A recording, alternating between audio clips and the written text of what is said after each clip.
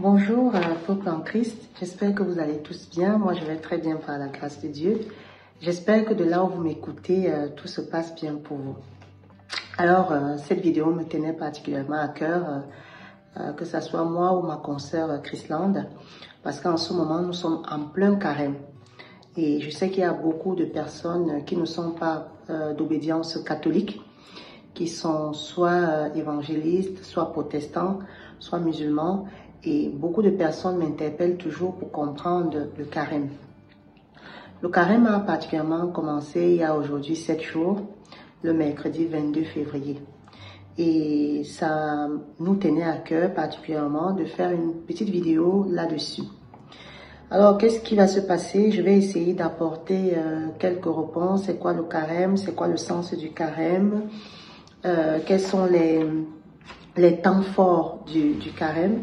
C'est autant de questions que je vais m'atteler à répondre tout au long de cette vidéo.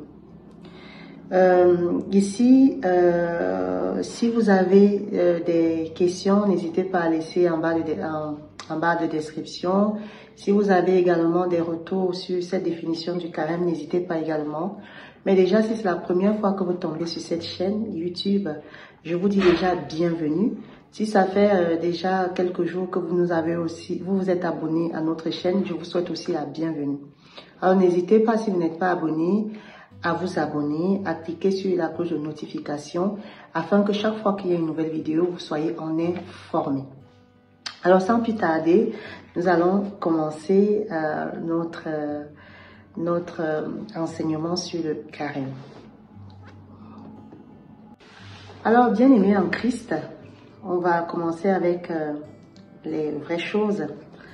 Il faut savoir que le carême ici est un temps de préparation. C'est un temps de conversion intérieure. Qui dit conversion intérieure, c'est l'occasion pour nous de nous retrouver avec nous-mêmes. C'est où, généralement, de manière populaire, on sait que c'est une durée pendant laquelle le chrétien va jeûner, le chrétien va prier, le chrétien va entrer en pénitence, le chrétien même va faire de la charité. Et tout cela, tous ces mots que je viens d'évoquer, ça concourt à revenir vers Dieu, à se rapprocher de Dieu, à prendre le temps de se poser et pour entrer en contact avec Dieu. Alors, qu'est-ce que le carême? Quelle définition on peut donner au carême? Quelles sont les origines du carême? Comment on pratique le carême aujourd'hui? Autant de questions, comme je vous l'ai dit tout à l'heure à l'introduction, que j'ai envie d'aborder avec vous. Premier point donc, c'est quel sens nous donnons au mot carême. Alors, bien aimé, le premier point que nous allons aborder ici, c'est la notion du mot carême. Quel est le sens que nous donnons au mot carême? Il faut savoir déjà dans un premier temps que le carême ici est une période très importante dans la vie de tout chrétien parce qu'elle concourt à célébrer la Pâque. La Pâque est l'une des fêtes les plus importantes dans la religion catholique. Elle est même souvent plus importante et plus célébrée que la fête de Noël parce que la fête de Pâques est un cheminement en fait, c'est un parcours en fait pour aboutir à une célébration. Alors, le terme carême ici vient du latin quadragesima qui renvoie à la notion du 40e. Donc le carême commence le 40e jour avant la fête de la Pâque. C'est pour ça que nous jeûnons et nous prions pendant 40 jours. Soit le mercredi des cendres qui va durer logiquement 40 jours. Donc je récapitule tout ce que je viens de dire. Le carême ici a une durée de 40 jours et elle commence généralement le mercredi des cendres pour se terminer le dimanche de Pâques. Donc, nous avons donc ici, dans ce que je viens de vous dire, de par l'origine de l'appellation du mot carême, le nombre 40.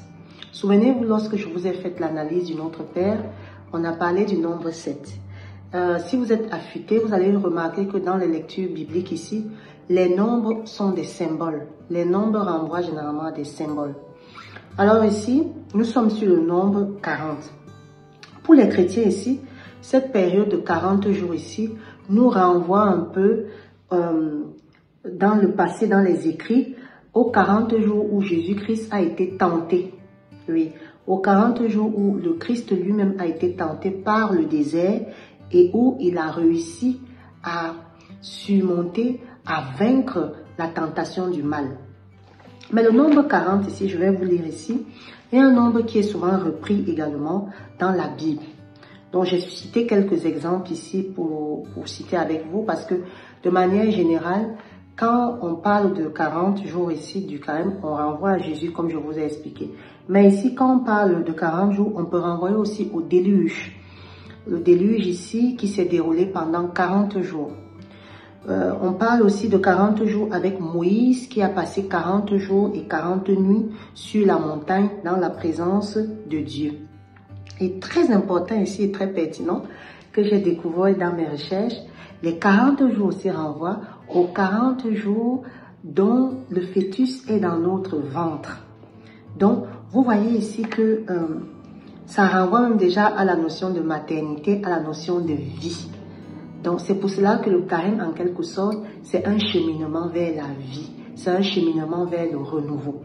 Donc, 40 jours ici, très important. Le carême ici, c'est vraiment 40 jours de marche pour aller vers le Seigneur. Donc, si on veut récapituler tout ce que je venais de dire, comme je l'explique ici, le carême donc peut être considéré comme un temps de mutation et de préparation vers la conversion, vers l'avancement, vers le renouveau, vers Dieu. Tout le sens de la période du carême, se préparer, se parfumer, se rendre belle. Pourquoi? Pour célébrer la fête de Pâques qui porte ici sur la résurrection de Jésus. Donc je disais donc que le carême ici donc va donc nous permettre ici de ressusciter, de ressusciter et de renouveler notre foi, tout comme Jésus l'a fait dans le désert. Donc, la notion donc du carême, quelles sont les particularités? Qui parle de carême ici? Ça, c'est le deuxième point que nous allons aborder ici. Le carême est un temps de pénitence, oui. Quand on parle du mot pénitence ici, il faut faire attention. Parce que généralement, le mot carême est souvent renvoyé à un temps de privation. Depuis longtemps, quand vous dites aux gens, je fais le carême, les gens vous disent, mais tu arrives, comment tu fais? Parce que dans l'esprit humain, le carême ici a longtemps été considéré comme une privation de l'eau et de nourriture. Mais il faut savoir qu'aujourd'hui, le carême à l'église catholique n'a plus cette connotation-là. Aujourd'hui, le carême ici va être plutôt renvoyé sous l'angle de la rencontre du cœur de l'homme avec Dieu. Pendant ce moment-là, il y a 3 outils ici qui doivent être activés par le chrétien. Vous voyez qu'aujourd'hui, on quitte de la notion de privation à la notion de cheminement. Donc, 3 notions ici que lors du carême, le chrétien devra prendre en compte. La première chose ici, c'est l'aumône. Le temps de carême ici sera l'occasion pour nous de reverser une partie de nos revenus à des œuvres caritatives. Ça veut dire un partage, ça veut dire aller vers les plus déshérités, aller vers les plus pauvres. Deuxième outil ici qu'il faut actionner lors du carême, c'est la prière. Oui. La prière ici, ça va être l'occasion pour nous de méditer sur les textes bibliques, de prendre le temps de méditer, d'entrer dans le silence, de se retrouver avec soi-même. Donc vraiment, la notion de prière ici est très très importante. Le dernier outil ici, ça sera le jeûne. C'est-à-dire, ici, on va essayer de jeûner. Le jeûne ici peut être maintenant un choix. Vous pouvez faire du jeûne de l'eau, à sec, c'est-à-dire de l'eau et de la nourriture, comme dans la première définition qui est prise ici comme une privation. Vous pouvez décider de jeûner en parole, vous pouvez décider de jeûner en faisant une abstinence sexuelle. Bref, le jeûne ici renvoie à cette façon de prendre conscience de la chose qui nous renvoie toujours à quelque chose de négatif à nous-mêmes et de décider pendant cette période d'arrêter cela. Donc, vous voyez donc ici, À travers ces 3 outils que je viens de parler ici, on pourra donc dire que le carême reste une posture.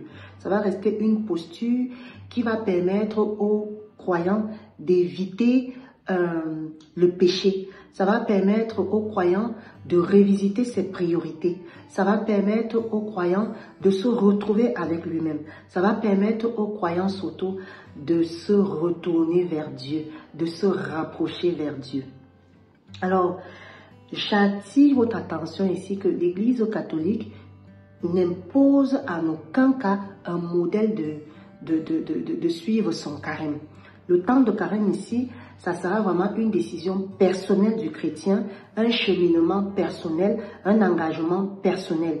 Chacun ici est libre de choisir, bien évidemment, de vivre cette période comme il le sent, d'utiliser les moyens qui vont lui permettre de revenir à l'essentiel, c'est-à-dire les moyens pour se rapprocher beaucoup plus vers Dieu, de couper les ponts avec tout ce qui est superflu à la vie et de revenir à l'essentiel, qui est la relation avec Dieu.